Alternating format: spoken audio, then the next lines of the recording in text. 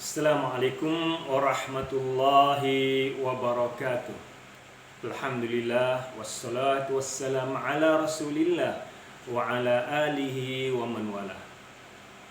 Sidang penonton yang dimuliakan oleh Allah Subhanahu wa taala, bersyukur kita pada Allah Subhanahu wa taala yang telah memberikan keizinan kita untuk berada di bulan Ramadan yang penuh dengan keberkatan ini. Bulan yang penuh dengan keampunan daripada Allah Subhanahu wa taala. Rasulullah sallallahu alaihi wasallam menjelaskan dalam hadis baginda, "Inna lillahi 'utaqa'a fi kulli yaumin wal lailatin." Sungguhnya bagi Allah Subhanahu wa taala ada mereka yang dibebaskan daripada api neraka sepanjang bulan Ramadan, siang dan malam bulan Ramadan. Ini berarti, sedang menonton sekalian, sepanjang bulan Ramadan merupakan bulan keampunan daripada Allah SWT. Sepanjang bulan Ramadan merupakan bulan kerahmatan daripada Allah SWT. Likulli 'abdin minhum da'watun mustajab. Bagi seorang hamba, Allah tentukan waktu-waktu yang mustajab doanya. Oleh itu, dengan kehadiran bulan Ramadan ini, marilah sama-sama kita memohon keampunan kepada Allah SWT, memperbanyakkan amalan kita agar kita tersenarai di kalangan hamba Allah SWT yang dibebaskan daripada api neraka Allah SWT.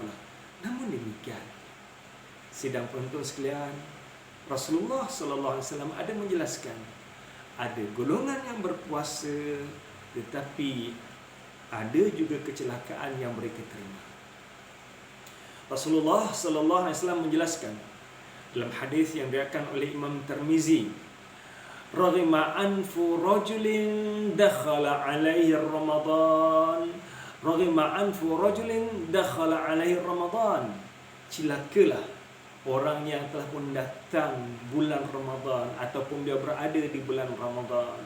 Thumman salakha, kemudian pergi bulan Ramadan meninggalkan beliau ataupun bulan Ramadan berlalu, qabla an yufaralah, namun dosanya tidak diampunkan oleh Allah SWT. Inilah orang yang celaka. Inilah orang yang rugi. Datangnya bulan Ramadan, kemudian bulan Ramadan pergi, tidak membawa dosa-dosa yang ada pada dirinya. Moga-moga dosa kita diampunkan oleh Allah SWT sepanjang bulan Ramadan ini, dan perginya bulan Ramadan kita bersih bagaikan bayi yang baru dilahirkan. Siapakah golongan yang rugi ini? Siapakah golongan yang rugi? Tuan-tuan, puan-puan sekalian, saya senaraikan di sini 10 golongan mereka yang rugi tidak mengambil peluang di bulan Ramadan ini. Orang yang pertama, golongan yang pertama ialah orang yang mengetahui berada di bulan Ramadan, tetapi keberadaan beliau di bulan Ramadan tanpa meningkatkan amalan mereka. Alhamdulillah, kalau di bulan-bulan yang lain tuan-tuan baca Quran, tetapi di bulan Ramadan tingkatkan bacaan Quran kita.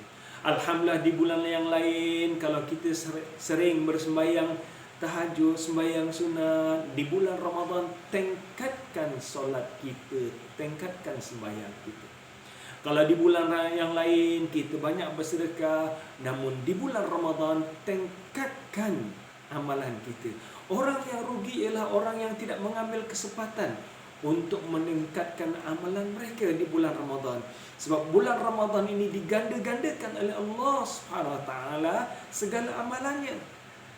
Hadis yang biasa kita dengar, kullu amal ibni adam lahu illa siyam fa innahu li wa ana ajzi bi.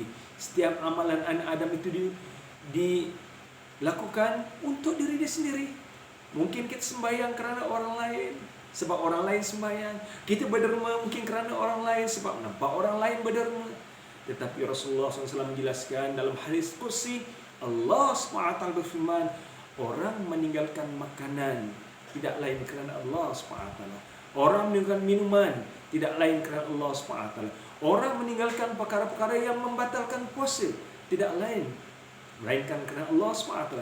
Ini kerana mustahil seorang itu akan sentiasa diawasi oleh orang lain. Walaupun dia bersendirian, tetapi dia tetap menjaga diri dia daripada melakukan perkara-perkara yang membatalkan puasa.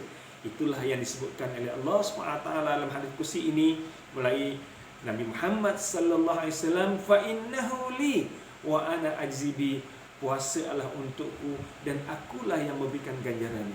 Kalau di bulan-bulan yang lain sembahyang sunat ganjarannya seperti orang yang sembahyang fardu. Sembahyang sunat seperti mana orang sembahyang fardu. Orang yang sembahyang fardu digandakan sebanyak 70 kali, bahkan hadis yang disebutkan sebanyak 700 kali. Alangkah ruginya kalau kita tidak menggandakan amalan kita. So, golongan yang pertama, golongan yang rugi ialah orang yang datang bulan Ramadan tetapi tidak menggandakan amalannya. Golongan yang kedua, orang yang berbuka, bersiap sedia untuk berbuka, menyediakan berbagai juadah untuk berbuka, meluangkan waktu yang begitu banyak untuk menyediakan juadah berbuka, tetapi di saat waktu nak berbuka, dia tidak mengambil kesempatan untuk berdoa kepada Allah SWT. Sedangkan waktu itu adalah waktu yang paling mustajab. Alangkah ruginya, rugi tuan-tuan. Kita tahu waktu itu adalah antara waktu yang paling mustajab, tetapi kita tidak berdoa kepada Allah SWT. Jadi tuan-tuan, pemirsa sekalian, perbanyakkan doa di kala mana kita menanti saat nak berbuka puasa. Sebab di kala itu adalah waktu yang paling mustajab untuk kita berdoa kepada Allah SWT. Kelompok yang ketiga, kelompok yang rugi ialah mereka yang bangun sahur tetapi tidak sembahyang 2 rakaat. Rugi sekali. Kita dah bangun di hari-hari yang lain, mungkin sukar nak bangun, tidak ada sebab untuk bangun, menyebabkan kadang-kala kita terlepas untuk sembahyang tahajud.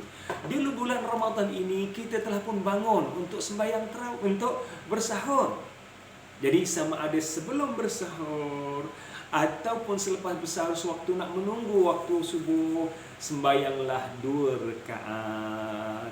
Rasulullah sallallahu alaihi wasallam bersabda, "Sallu rak'ataini fi dhulmatil laili liwahsyatil qubur." Sembayanglah kamu 2 rakaat di waktu malam yang gelap gelita untuk berhadapan dengan kegelapan alam kubur. Tuan-tuan, pemirsa sekalian, waktu di dunia ini hidup kita terang benderang dengan cahaya neon, dengan cahaya lampu dan sebagainya. Tetapi waktu kita berada di alam kubur, kita akan berada dalam keadaan yang gelap gelita. Melainkan orang yang mempunyai amalan yang menerangkan kuburnya. Oleh itu perbanyakkanlah sembahyang di waktu malam yang gelap gelita untuk berhadapan dengan kegelapan alam kubur. So, golongan yang ketiga, golongan yang rugi ialah mereka yang bangun sahur, mereka yang bersahur, alhamdulillah bersyukur dah bersahur, tetapi tidak sembahyang 2 rakaat. Kita bangun sahur dah bagus. Sebab Rasulullah SAW menjelaskan, fa inna fis sahuri barakah, dan pada sahur itu ada keberkatan. Ruangkan waktu tuan-tuan paling kurang untuk sembahyang 2 rakaat sembahyang tahajud. Moga-moga hidup kita mendapat berkat pada Allah SWT. Alaikum biqiyamil lail fa innahu da'bul salihin. Hendaklah kamu memperbanyakkan qiyamul lail. Sungguhnya amalan qiyamul lail merupakan amalan orang-orang yang saleh. Golongan yang ketiga, golongan yang keempat, siapakah golongan yang rugi ini? Ialah golongan yang Allah berikan kelebihan rezeki, tetapi dia tidak menunaikan sedekah, dia tidak meringankan tangannya untuk bersedekah. Rugi sekali tuan-tuan. Oleh itu, luangkanlah sedikit harta rezeki yang Allah berikan pada kita ini untuk bersedekah. Amat rugi sekali orang yang Allah berikan harta, sama ada sedikit sebanyak, namun di bulan Ramadan yang mulia ini kita tidak mengambil kesempatan untuk berderma. Rugi sekali di bulan Ramadan yang mulia ini kita tidak mengambil kesempatan untuk menyumbangkan harta kita. Rugi sekali di bulan Ramadan yang mulia ini kita tidak bersedekah. Al-Quran menjelaskan kepada kita bahawa di akhirat nanti ada manusia yang meratap merayu pada Allah SWT akan dikembalikan di muka bumi ini. Antara amalan yang nak lakukan ataupun yang dia impikan untuk lakukan ialah fa'asaddaqa wa akum minas salihin. Aku nak bersedekah ya Allah. Jadi kita masih hidup di muka bumi ini, tuan-tuan, puan sekalian, perbanyakkan sedekah. Semoga sedekah kita akan menjadi syafaat kita di akhirat nanti. Golongan yang kelima, siapakah golongan yang rugi? Golongan yang kelima ialah orang yang tidak membaca Al-Quran dan meningkatkan bacaan Al-Qurannya. Tuan-tuan, puan-puan sekalian, bulan Ramadan selalu disebutkan sebagai bulan Al-Quran, bulan beribadat. Sebab itulah ramai orang yang beribadat di bulan Ramadan, baca Quran di bulan Ramadan. Ini perkara yang perlu diperbetulkan. Bulan Ramadan bukan bulan ibadat. Bulan Ramadan bukan bulan Quran. Sebab bila kita katakan bulan Ramadan, bulan Quran, orang baca Quran di bulan Ramadan, di bulan-bulan yang lain kita tak baca Quran. Bila kita katakan bulan Ramadan, bulan beribadat, di bulan-bulan yang lain, mungkin orang tidak beribadat, hanya beribadat di bulan Ramadan. Inilah yang disebutkan oleh Imam Hasan Al-Basri, kunu rabbaniyina wala takunu ramadaniyin. Jadilah kamu insan rabbani yang melakukan amalan ketaatan sepanjang tahun, sepanjang zaman. Wala takunu ramadaniyin, dan janganlah kamu hanya menjadi insan yang beribadat di bulan Ramadan. Jadi apa yang kita nak tekankan di sini, alhamdulillah bulan Ramadan kita baca Quran dan kita tingkatkan. Kemudian di bulan-bulan yang lain teruskan bacaan Al-Quran. Bukan kita hanya baca Quran di bulan Ramadan saja. Dan golongan yang lebih rugi di sini ialah orang yang di bulan Ramadan tidak meningkatkan bacaan Qurannya. Jom tuan-tuan, kita perbanyakkan bacaan Quran kita. Kalau kita lihat ramai para ulama salafus salih yang spend masa begitu banyak di bulan Ramadan ni hanya untuk membaca Al-Quran.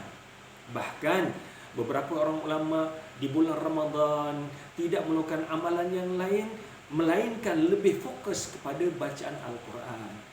Seperti mana yang disebutkan Imam Syafi'i, diberitakan Imam Syafi'i khatam 2 kali di bulan Ramadan, ya. Khatam 2 kali setiap hari di bulan Ramadan. Bukan bulan Ramadan 2 kali khatam tau. Setiap hari 2 kali khatam. 2 kali khatam setiap hari.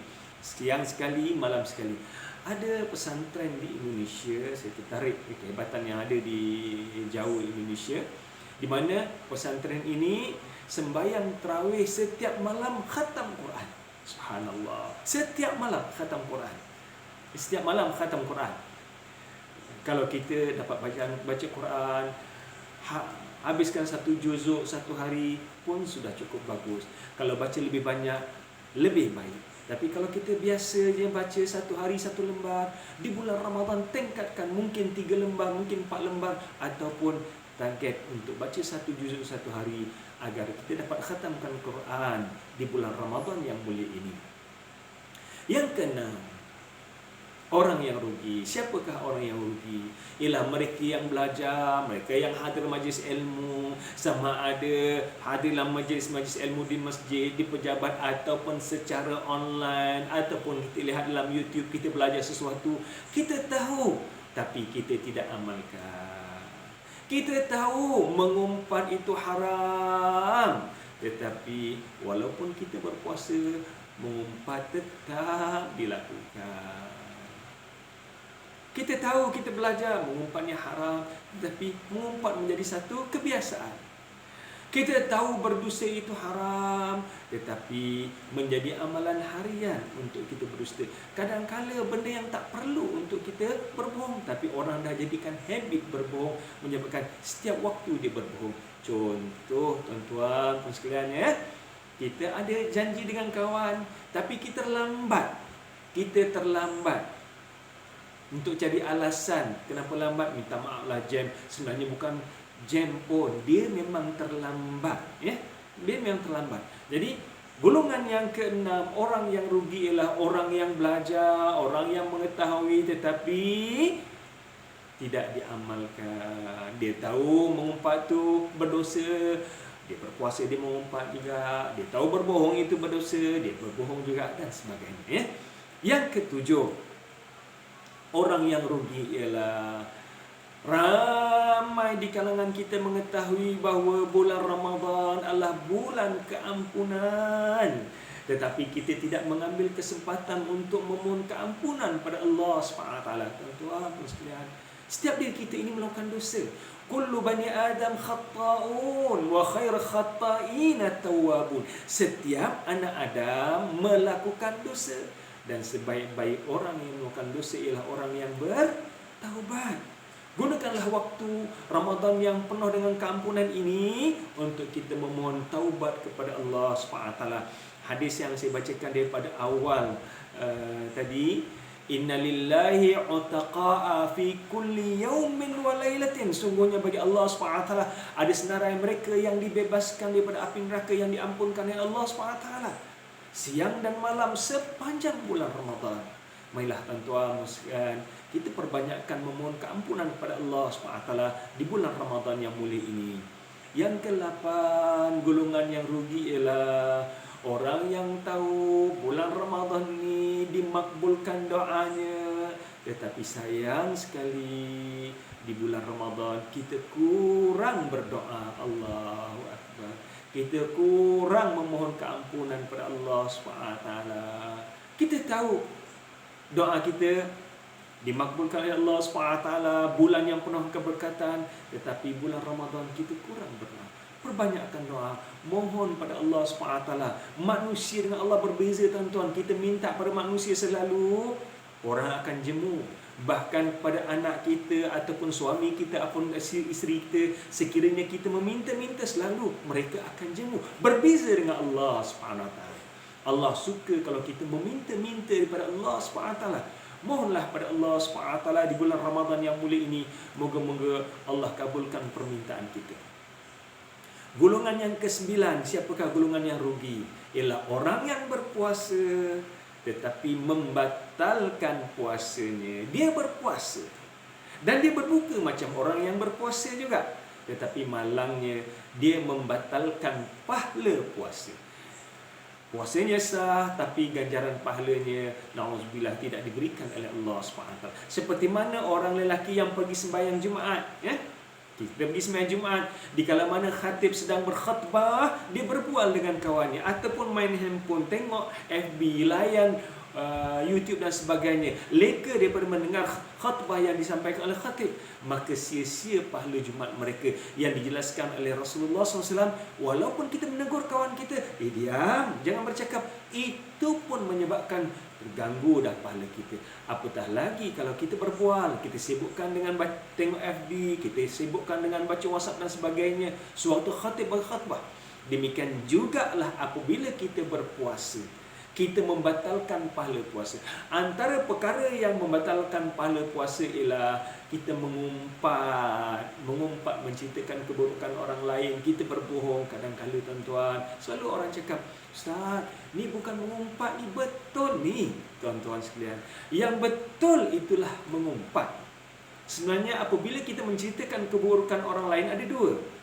Pilihlah satu antara dua. Sama ada kita mengumpat ataupun kita memfitnah orang lain. Kalau benda itu betul, berarti kita telah pun mengumpat.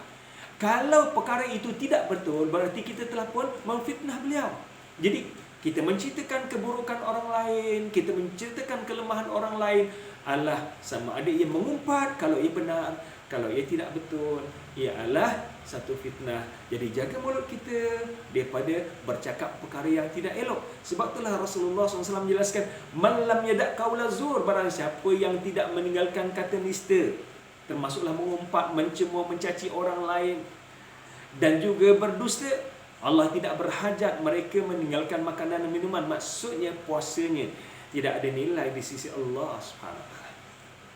Golongan yang 10, orang yang berada di 10 terakhir bulan Ramadan tetapi tidak berlomba-lomba, tidak berusaha untuk mendapat malam qadar. Tuan-tuan sekalian, umur saya telah lebih pada 50 tahun. Mungkin tuan-tuan yang menonton ada yang umur 40 tahun, 30 tahun, 60 tahun, 70 tahun. Telah berapa kali berlalu malam qadar? Cuba renung diri kita. Telah berapa kali berlalu 10 terakhir bulan Ramadan ini yang padanya terdapat malam qadar yang Allah janjikan. Lailatul Qadri khairum min alfi syahrin. Malam qadar lebih baik pada 1000 bulan. Lebih baik pada 1000 bulan. Satu amalan yang kita lakukan digandakan oleh Allah SWT lebih baik pada 1000 bulan ataupun lebih pada 83 tahun. Subhanallah. Umur kita ni pendek tuan-tuan. Umur umat Nabi Muhammad antara 60 hingga 70 tahun. Kalau umur kita mencecah sampai 80 tahun, itu adalah bonus yang Allah berikan pada kita. Kebiasaannya umat Nabi Muhammad ni umur antara 60-an 70-an tahun meninggal dunia. Jadi kalau Allah berikan umur kita lebih pada itu, satu bonus yang cukup besar. Jadi kita berada, insya-Allah akan berada kalau Allah panjangkan umur kita di 10 terakhir bulan Ramadan ni. Rebutlah peluang untuk meningkatkan amalan kita. Soalan yang biasa ditanya oleh kaum ibu, Ustaz, saya ni ABC. Apa tu ABC? Allah bagi cuti. Kebetulan pula bulan 10 terakhir bulan Ramadan ni datang period ataupun datang haid. Nak pergi iktikaf tak boleh, nak sembahyang tak boleh. Macam mana nak meningkatkan amalan ataupun mendapat malam qadar? Nak baca Quran tak boleh, nak sembahyang sunat tak boleh, nak iktikaf tak boleh. Tuan-tuan sekalian, ini tidak menghalang ibu-ibu yang ada ABC untuk mendapat malam qadar, untuk mendapat pahala yang banyak di bulan Ramadan. Ikut pandangan Imam Abu Hanifah, wanita boleh beriktikaf di rumahnya sendiri, di tempat di mana beliau selalu beribadat. Mungkin bagi wanita yang ada halangan untuk pergi beriktikaf di masjid, janda-janda yang bersendirian ataupun rumah jauh nak pergi ataupun takut timbul fitnah, boleh beriktikaf di ruangan di mana mereka biasa beribadat di rumah. Moga-moga Allah berikan ganjaran iktikaf. Namun demikian, kalau tidak boleh sembahyang, kita boleh berzikir, bacalah selawat. Rasulullah SAW menjelaskan, inna aqraban nasi bi yaumil qiyamati aktsaruhum alayya salatan. Orang yang paling rapat dengan aku di akhirat nanti ialah orang yang paling banyak berselawat. Perbanyakkan selawat tuan-tuan, terutamanya di 10 terakhir bulan Ramadan. Perbanyakkan sedekah, terutamanya 10 terakhir bulan Ramadan, supaya tidak miss. Cuba jadikan amalan. Kalau kita pergi sembahyang tarawih di masjid, setiap kali kita pergi ke masjid, letaklah dalam tabung masjid sama ada RM100, RM1, RM10, sedekahkan. Moga-moga kalau berlaku malam tu malam qadar, kita telah pun bersedekah di malam qadar. Bagi tuan-tuan perempuan yang mungkin sukar nak bangun malam, pastikan jangan miss sembahyang tarawih. Dan apabila kita bangun untuk bersahur, pastikan kita sembahyang 2 rakaat. Namun demikian 10 terakhir bulan Ramadan, bangunlah awal, perbanyakkanlah, berkorbanlah 10 terakhir ini untuk kita meningkatkan amalan kita. Moga-moga Allah rezekikan kita dengan malam qadar. Inilah 10 golongan yang rugi.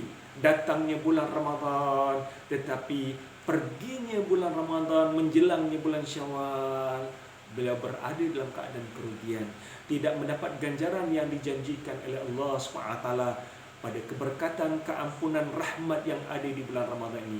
Moga-moga tuan-tuan sekalian, ini adalah renungan untuk diri saya sendiri dan juga untuk tuan-tuan sekalian, agar kita dapat meningkatkan amalan kita, terutamanya di 10 terakhir di bulan Ramadan. Moga-moga hidup kita mendapat berkat rahmat dari Allah SWT.